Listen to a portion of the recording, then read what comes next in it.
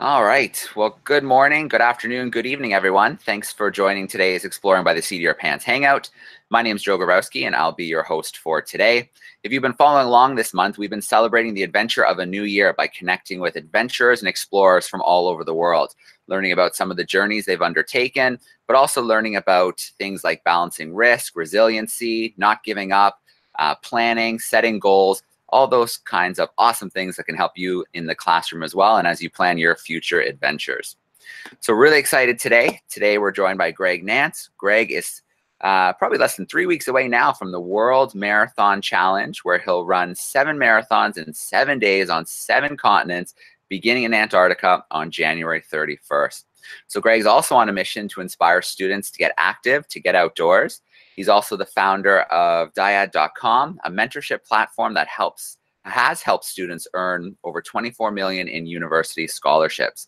So he's been on lots of these amazing runs in the past, some that have included a 250-kilometer run across the Gobi Desert. He's also solo climbed Mont Blanc, and he swam across the Nile River. And Greg, I'll never forget the adventure we did when you were running 100 kilometers through the jungle of Vietnam, and you were able to connect with us at multiple stages throughout that run. So Greg, it's so great to have you joining us today. Man, you've got a big undertaking coming up. Hey, Joe, thank you so much for the invitation, and hello, everybody. I could not be more excited to be with you here today, sharing a little more. I've prepared some photos that I want to show you, and then I can't wait for Q&A. So once Joe gives me the green light, we're going to dive in. All right, Greg, we're good to go. Share your screen. We're ready. Perfect. All righty. We're sharing screen. Can you see me? It started. I can see myself on your screen. I think you just have to pull up your presentation now. Perfect. All righty. Can we see the title slide here? We are full screen. Wonderful. I can't wait to share more of this story and the idea about taking the leap. Sometimes our biggest goals are just beyond what we think we can do. And my encouragement, my message today is that every one of us can take the leap. We can go for it and make our biggest dreams happen. I'm going to share how I'm using this idea to run 7 marathons in 7 days on 7 continents. Let's do it. First, I want to introduce myself. As Joe mentioned, my name is Greg.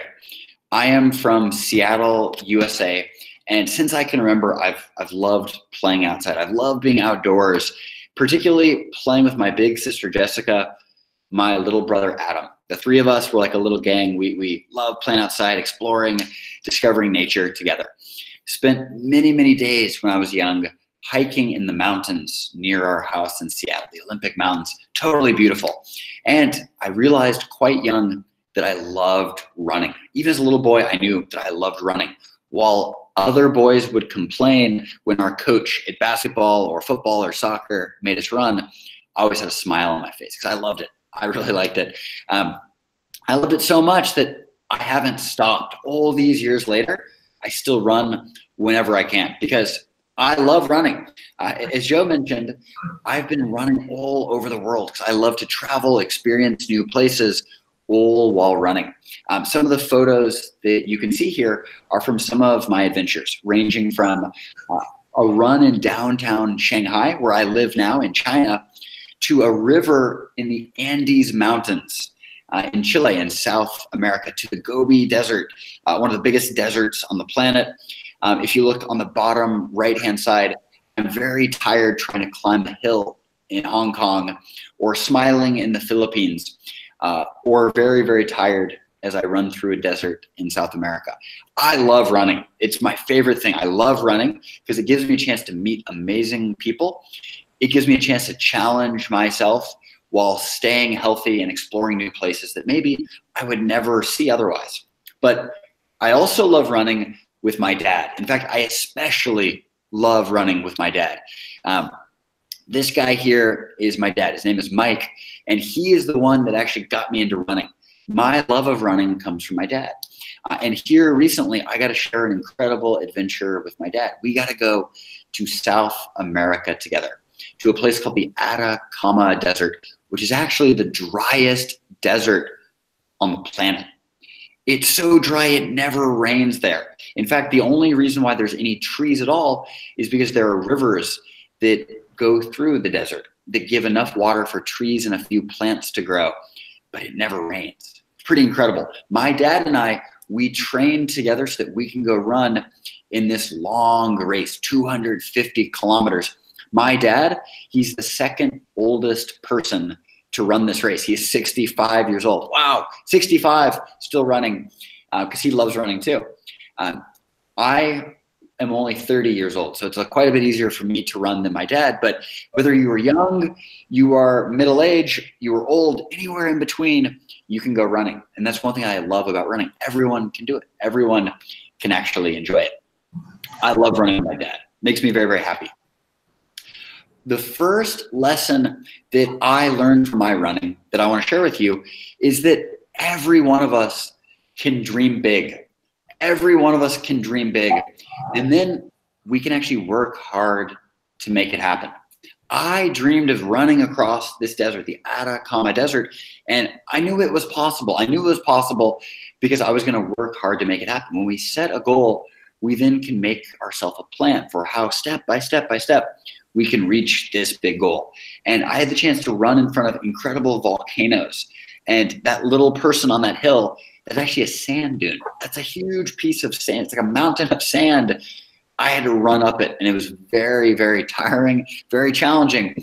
But when we work hard, when we train our mind, when we train our body, we can achieve incredible things. So when we dream big, it inspires us to get started, and then we can work hard to actually make it happen. And I use this formula over and over and over again. I dream big, and then I work hard to make it happen. And every one of us can use the same formula, whether our goal is to get better grades or to make the soccer team or to become a better basketball player or to explore more with our family or to be a better friend. Whatever our goal is, we can dream big and then work hard to make it happen. And I use this very formula for my next big goal. In fact, I set a goal so big that it scared me. How am I ever going to achieve this? How will I ever run 7 marathons? Whoa. In 7 days on 7 continents. I got nervous just saying this out loud because once you dream big, you have to work hard to make it happen. How can I do this? Well, the World Marathon Challenge is an opportunity for me to become the best possible runner that I can be, because we're going to run through some incredible places with incredible challenges. And that requires me to be my best self, to be the best version of me. And that's one thing I love about running. So in the World Marathon Challenge, we start in Antarctica, one of the coldest places on planet Earth. It's freezing cold, maybe 30, 40, 50 degrees below zero, very windy, very chilly. And then we'll run in Cape Town, Africa, Perth, Australia, Dubai, Asia, Madrid in Europe, Santiago in South America, and Miami in North America. So all 7 continents, we're going to run a marathon on each one of them within just 1 week, 7 days, start to finish. We start here. If you look closely, that's a huge iceberg. Antarctica is like the land of ice. They call it the frozen continent. It's freezing cold. It's very windy. It's very hilly. And out of the 17 species of penguins found on planet Earth, 9 of those species only live in Antarctica. So the penguins kind of rule the place. There are way more penguins than there are people. And we have to run a marathon there. It's going to be cold. It's going to be difficult because it's icy, it's snowy, it's super bright from all of the glare on the ice. It's going to be really, really hard. And it's going to be how we start. That is marathon number 1. Whew, I'm tired thinking about it. I'm cold thinking about it. It's going to be a big challenge. But as soon as we run in Antarctica, we then fly to Cape Town, South Africa for the Africa continent. And we've got to run another marathon here.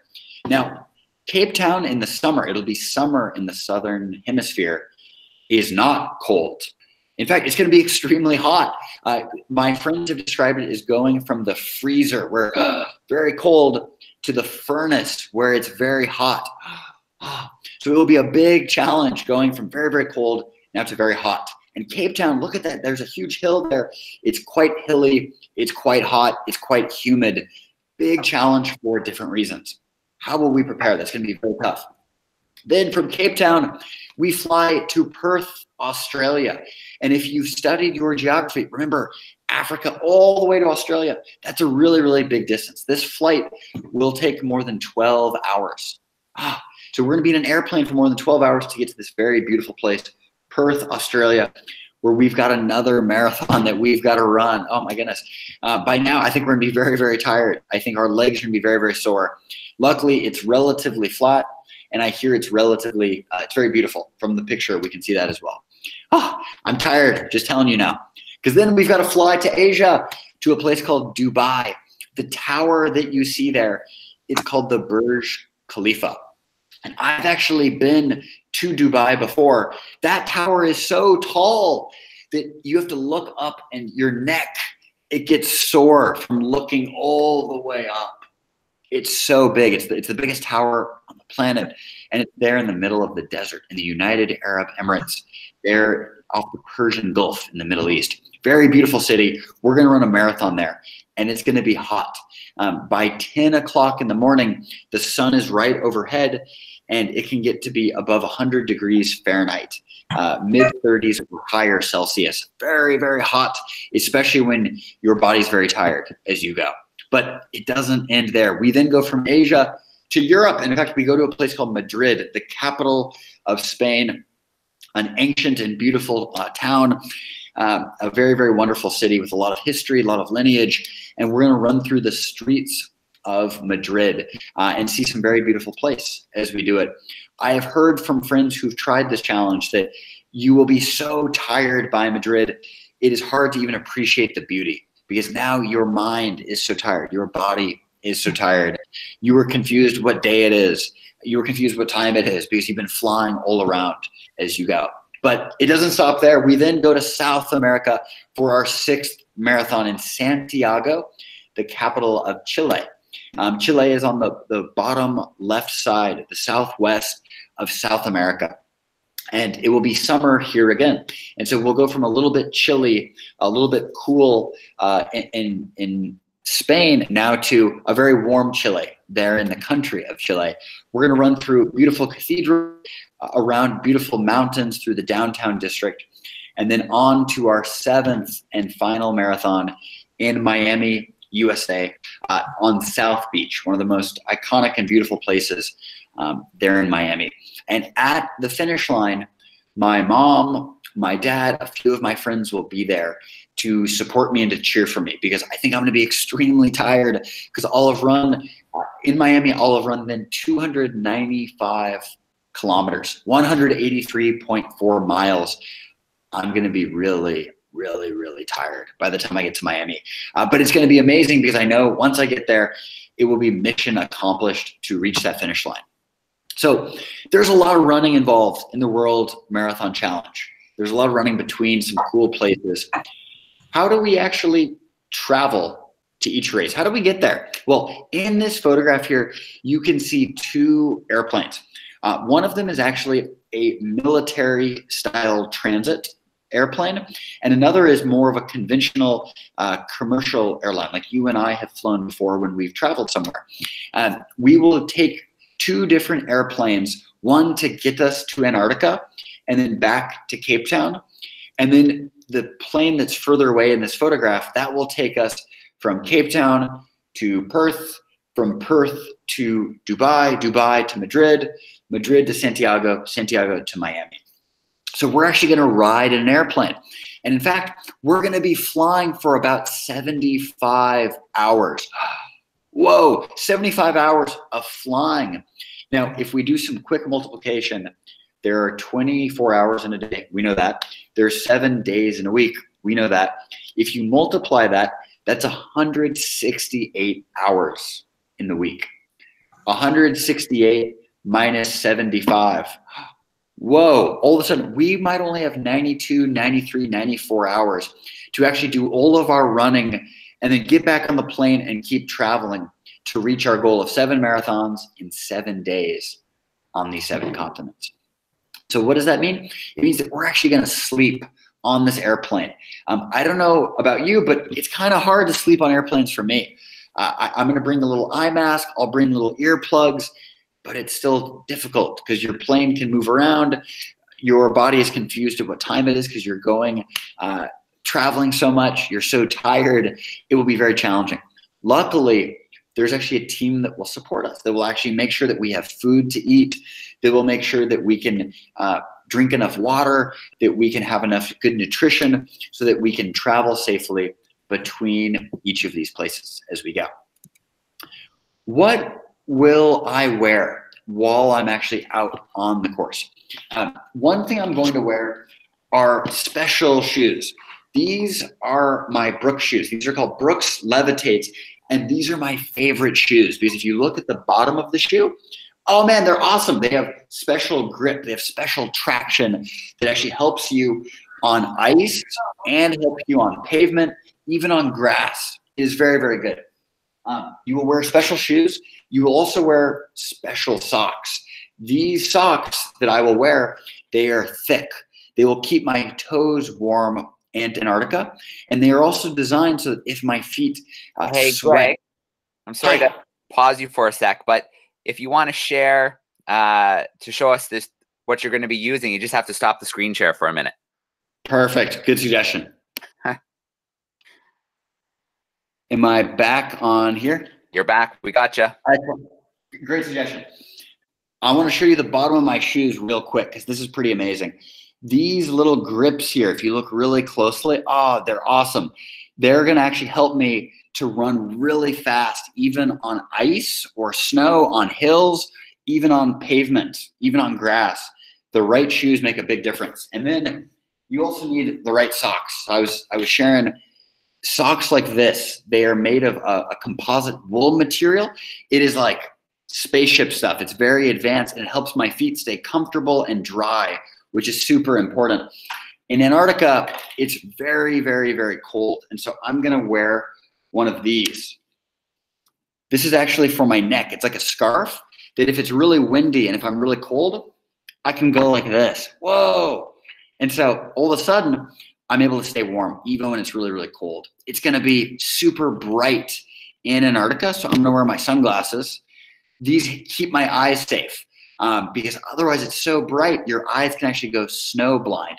And then I will wear a hat like this, and then I'm actually going to wear a very warm hat above this that will also help keep me warm because it's going to be so freaking cold. And then you got to make sure your hands are safe. So I've got my lucky Seattle Seahawks gloves here. I love the Seattle Seahawks. So I'm going to wear these as I run. That will also keep me safe because if it's so cold, you've got to make sure that you protect yourself. And then when we get to Cape Town, remember it's going to be really, really hot. And so I'm going to take off the scarf because that's going to be way too hot. And that's going to help me actually keep moving forward in a better way as I go. And so as you prepare for this, you always need to think about the different little things that are going to help you do your adventure safely because every adventure requires the right gear. And for me, I've spent a lot of time thinking about every piece of my gear, testing out the gear to make sure that it's going to work really, really well. So every adventure is different. Every adventure requires its own equipment, its own gear, and the best adventurers plan ahead and they actually make their list. They check the list. They test everything on the list. It's going to keep us safe. And the same deal goes with any big goal we're working on. The more that we can break it up into small parts that we need to get accomplished, that will help us make sure that we achieve our goal step by step by step by step. Now, I'm going to show you what I'm going to eat while I do this. So my favorite thing to eat, I love Cliff Bar. So I eat energy gels that have a ton of nutrition in them that are really easy to eat while you're running. And I also love chocolate chip cookies and I love mint chocolate ice cream. And so I love eating stuff that tastes like that when I'm very, very tired. So I'm going to eat a lot of Cliff Bars. I'm going to eat some gels that have lots of gooey energy in them that taste really sweet. It'll be really delicious. And then I'm also going to eat lots of pasta. Some of you have heard about pasta having carbohydrates, carbs, And oh my goodness, carbs are delicious, especially when you're tired, because actually your body uses carbohydrates to fuel endurance athletics. So when you run a long way, or you swim a long way, or you ride your bicycle a long way, your body will actually use a lot of carbohydrate energy. So you need to eat and fuel yourself with things like pasta that are delicious and actually very nutritious if you're staying active, if you're staying fit as you go. So I'm going to be eating a lot. Every marathon will burn more than 3,000 calories, especially when it's extra cold in Antarctica or extra hot like in Cape Town. It's really important to eat enough calories. You've got enough fuel to keep going. Now, I talk about taking the leap. So when I say that, let me share a little bit about how I approach my training, how I actually go about this so that we have a good understanding. Number one, we as adventurers, we want to start small. The best adventures actually are ones that challenge us just a little bit as we go. So even with me, when I'm training for this big run, I start small. My first couple jogs were actually only maybe 1 kilometer, 2 kilometers, 3 kilometers. I slowly build up by starting small. Then I do a lot of stretching. I do 12 exercises each morning. I like to wake up early so that I can get a quick start on the day before I have any schoolwork or any of my work to get done. I like to do calisthenics. Then I practice what I'll actually be doing for my adventure. So I actually go out and will run. Sometimes I'll run 5 miles or 10 miles, 50 miles, even 35 miles, up to 50 kilometers while I'm doing my training. And then I actually have to train for Antarctica because it's so cold in Antarctica. I have to train without gloves or without a hat so that my body gets used to being cold and I can still be ready for that. I then want to practice walking up hills, running up hills. And so I spend a lot of time actually climbing the stairs to my office. I work on the 15th floor in Shanghai. And so actually I spend time walking all the way to the 15th floor each day. No elevators. I don't use elevators because I like the extra challenge of getting stronger as I go. And so when we have the choice to take elevators or take the stairs are a great choice because you get stronger that way. And then before I go to bed, I like to stretch. I like to make sure my muscles are nice and loose because this helps us to heal before bed each night. So after your basketball practice, after hockey, after your soccer practice, your baseball, whatever physical activity you've done, it's a great idea to stretch before bed. Because when you stretch before bed, your muscles start repairing. And then you actually will be stronger when you wake up. I love sleeping.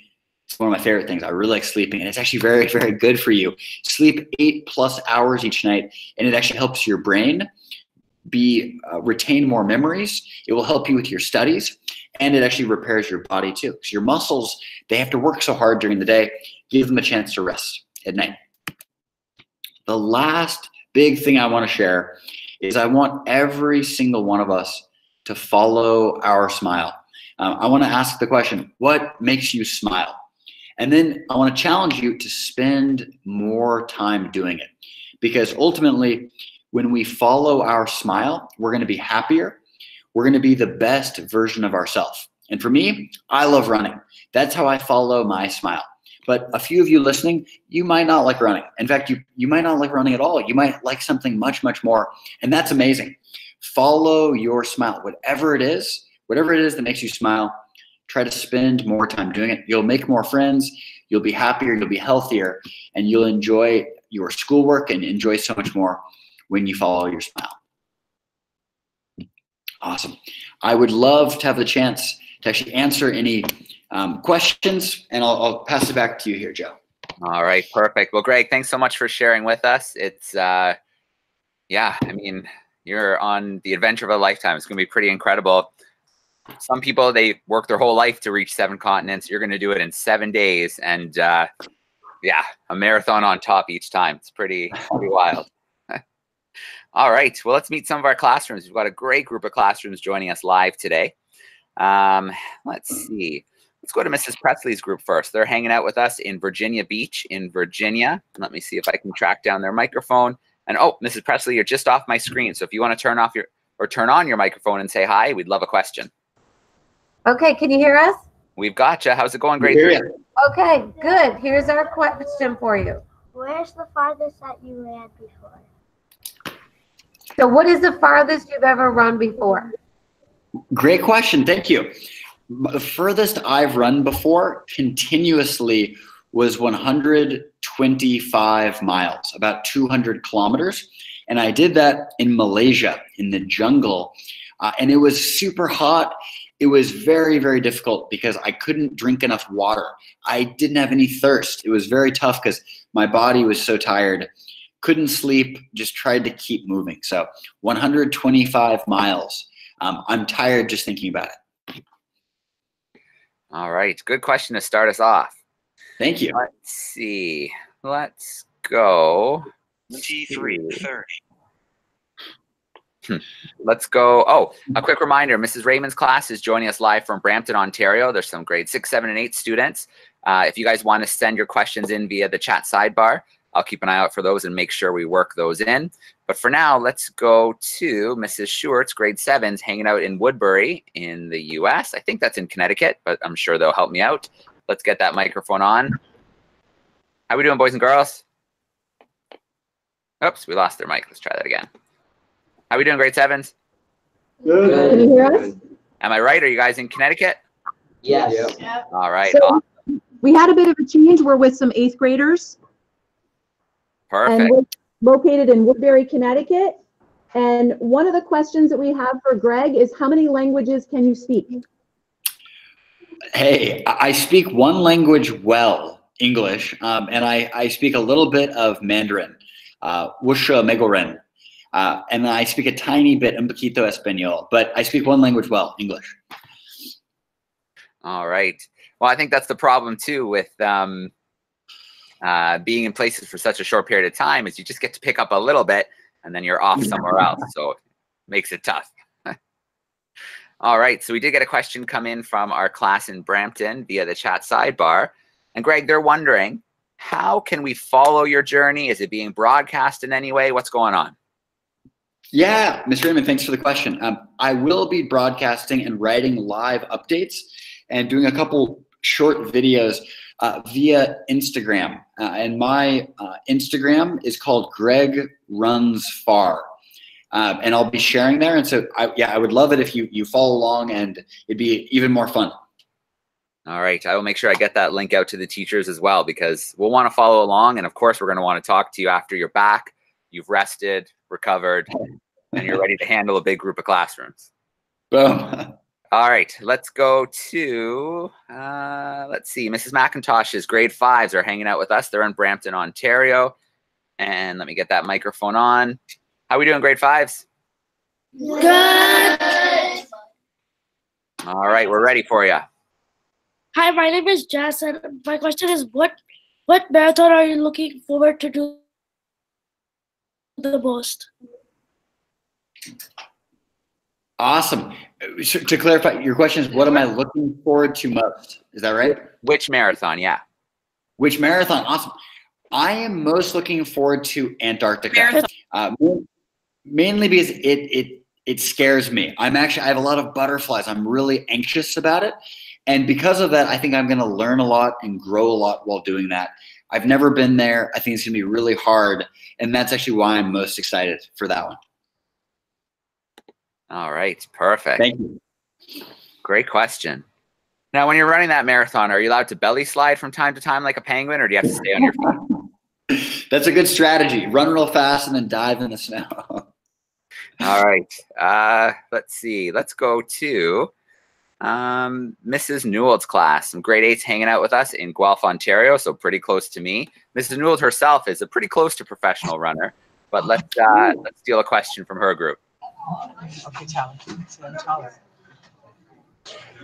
Hi, I'm Tyler. How much water would you say you drink in total? Like when you're running? Yeah, thank you, Tyler.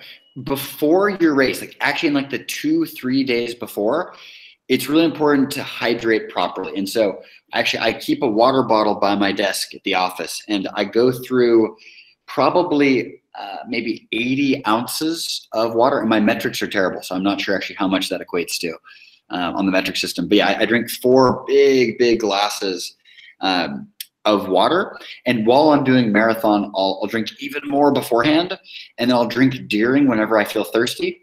And then after the run, I will put protein mix into water and drink a lot of that. So Tyler, you need a lot of water because your muscles were made of, 70% water, and we sweat a lot while running or while working out. And so important to replace that, and that keeps your body functioning in a healthy way. It can be dangerous if you lose too much water and don't replace it. All right, let's get Mrs. Jenko's microphone turned on. They're hanging out with us. There they are. They're hanging out with us in Toronto, Ontario, some grade 5s. We're ready for you. Hi, my question for you is what keeps you going through those tough times when you're running? Thank you for the question. There are a lot of tough times, actually. I think any big goal, there will be moments where you're not sure that you can do it. There will be moments where you think, oh, I could just give up. It would be so much easier to stop running or stop working toward that goal. For me, I remember why I'm out there. For me, during the World Marathon Challenge, I'm actually trying to raise money for college scholarships to help students from poor background to be able to afford college and earn scholarship. And so for me, I come back to that. It's like, look, I've got to make this happen because I'm on a mission. And I'll tell myself little things like, keep going, you can do it. Keep going, you can do it. Because you need to convince your brain that you can do it. And if you convince your brain, your body will follow. And I think that's so true. You have to keep your body, your brain on the positive, your body then keeps moving forward. So that's how I keep myself moving during hard times. And there will always be hard times. You got to keep moving forward. You can do it. All right. Awesome question and some great advice as well. Let's see. Mr. Chan's group is hanging out with us. They're in Toronto, Ontario as well. And I've got them here. Let me get their mic on. How we doing, boys and girls? Good. Good. All right. Who's ready? My question is, when was your first marathon? Nice. Yeah. So I've been running for a long, long time, but my first marathon was when I was in university. I was a junior in university. So it was October of 2009 was my first marathon. It was the Chicago Marathon. And it was also quite cold. It was about 0 degrees Celsius, 32 degrees Fahrenheit. And I was really, really cold, but I remember running extra fast to try to warm up. And after that first race, I realized, wow, I really like this. So I kept doing more of them. And now I think I've done 8 or 9 marathons and 10 or 11 ultra marathons now. And so it's been a really fun journey that started way back then when I was very, very small as a boy, just running, and then getting into longer distances as I gained more experience. All right, let's jump to Mrs. Dahmer's grade 7 class. They're hanging out with us from Bradford, Ontario. How are we doing, grade 7s? All right, who's up? Are you guys ready? Are you ready for next Thursday? So to be honest with you, there are so many little things that I still need to do, but like I'm ready for the running. So like I would love to put on these shoes right now and just start at it because I keep thinking I'm ready. But there are a lot of little details, including flying down to Cape Town where we'll all meet before we go to Antarctica. So lots of little stuff to still do, but I feel very ready. I have a lot of butterflies, a lot of anxious feelings. And I know that's a good sign because I'm going to channel that. I'll take those butterflies and channel it into my last minute preparation to help me as I get ready to go. All right. Well, I think we visited our live classroom, so let's swing through again for some follow-up. So Mrs. Presley, if you want to turn your microphone on again for me.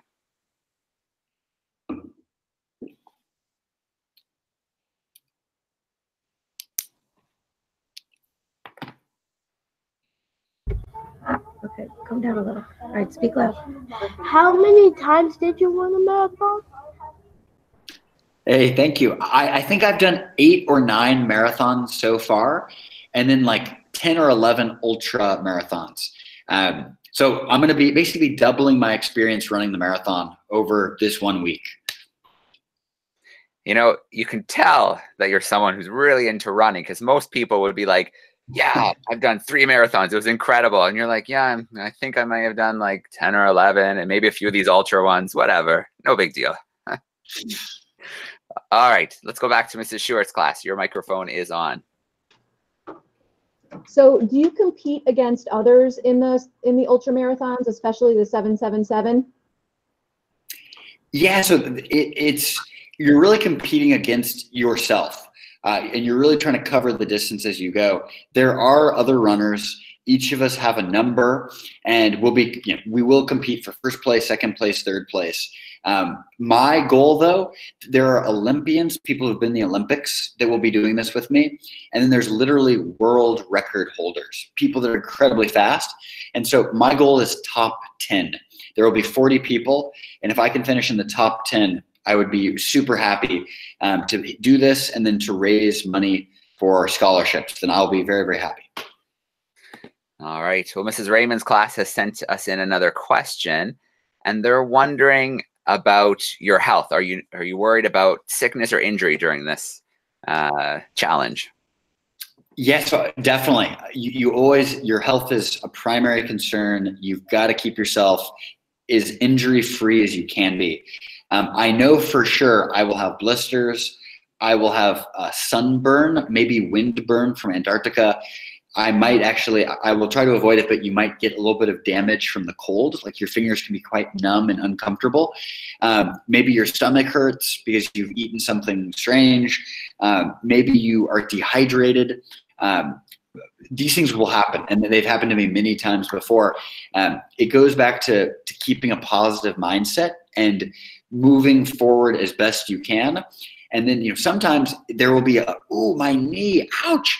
And there will be a medical team actually that will have like a bandage, for instance, and they'll have Band-Aids, they'll have a first aid kit, and they will be trained professional there to help. And so it gives me a peace of mind to keep pushing because they are there to help me if something very bad goes on.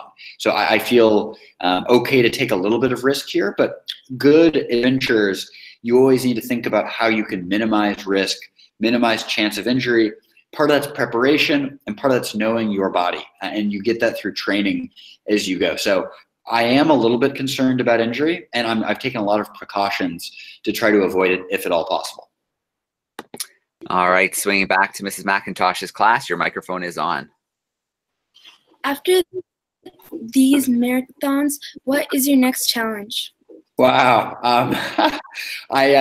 So I'm really focused on these 7 marathons right now, but I plan to do a race with my dad. My dad and actually my brother Adam, who I told you about, he also loves to run.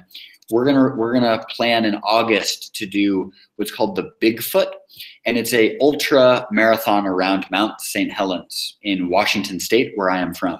So we'll probably plan to do that, and that will be my first time trying a 200-mile race, like 300 kilometers. And so I will worry about that after this, though, because for right now, honestly, I'm so focused on just trying to do a good job at this. But I love the way you think. When you reach one goal, it's time to set the next. So you're ready to take the leap right there. All right, awesome. Good to have future plans. Mrs. Newell's class, your microphone's on again. Back to Guelph. Greg, have you been to any of these countries before, or is this your first time running in all of these countries? Yeah, so I've been to a few of the countries, but not very many of the cities. So for instance, I've never been to Antarctica. I've never been to South Africa or Cape Town. I have been to Australia, but only to Sydney, and then the Gold Coast, the Great Barrier Reef. I've never been to Perth, so that will be new. I have been to Dubai, but it's been 7, 8, 9 years now, so it's been quite a while. I've been to Spain. I actually did a hiking trip and I hitchhiked in Spain, but never Madrid, actually. I was only in the north and in Barcelona. And then I have been to Santiago. I was actually there a few months ago for another race. And I've been to Miami, but it's been several years. So it's my first time running in each of these cities. And I think it's going to be a really cool experience and also a very tiring experience. But I do hope to come back and enjoy each place in a more kind of full fashion where I'm not just heads down, running. All right, good question. Mr. Chan's group, let's get your microphone back on. Hi. My question is, how do you feel sharing this with us? How do I feel sharing this with you? I feel great. It makes it much more fun for me because when I train, I'm by myself for a bunch of hours. And so it's way more fun to actually share that and to hope that you can have the chance to learn something or be inspired about something. So I really like sharing it, and I hope you like listening.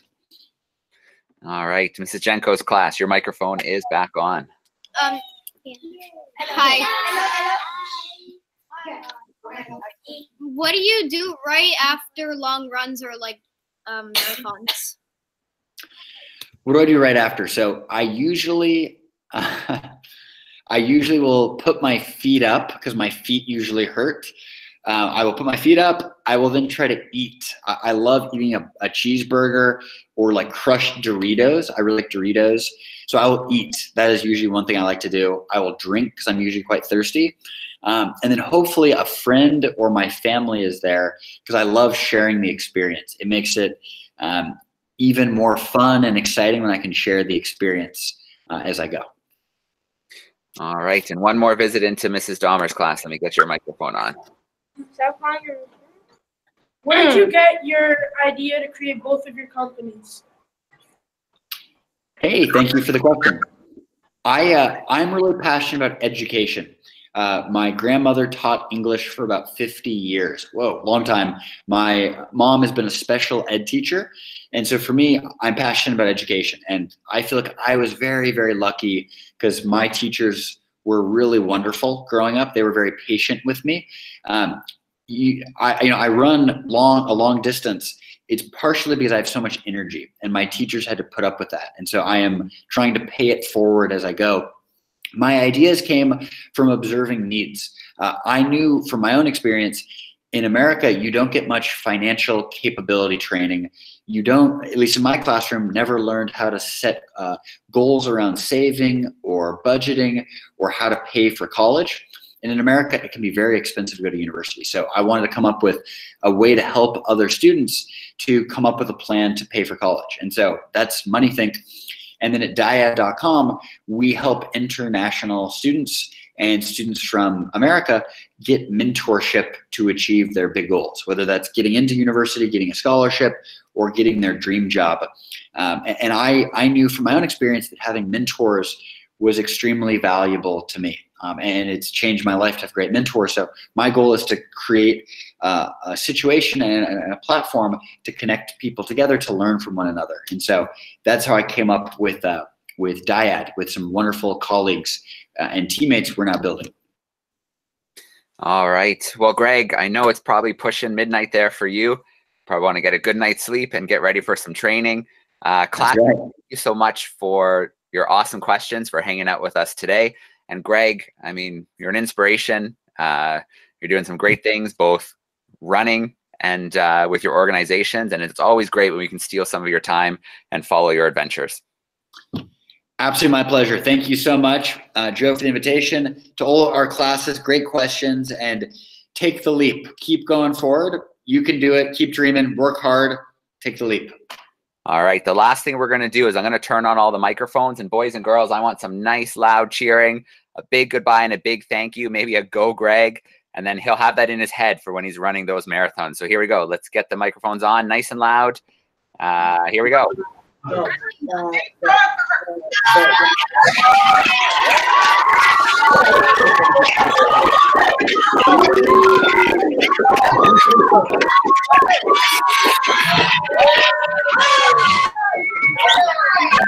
you.